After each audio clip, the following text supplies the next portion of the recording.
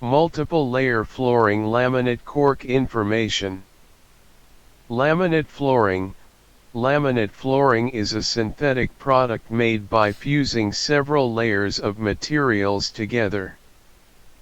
The top layer is a high-resolution photographic image of wood, stone, or tile that is printed onto a layer of melamine resin.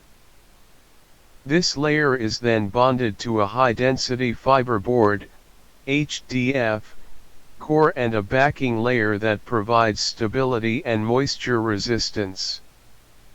Laminate flooring is known for its durability, affordability, and easy installation. Cork flooring. Cork flooring is made from the bark of the cork oak tree.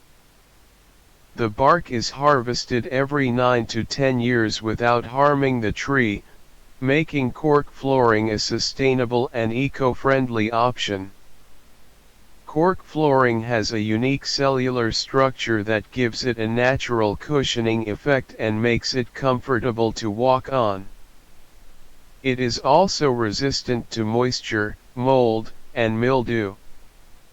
Cork flooring can be installed as tiles or planks, and it can be finished in a variety of colors and textures.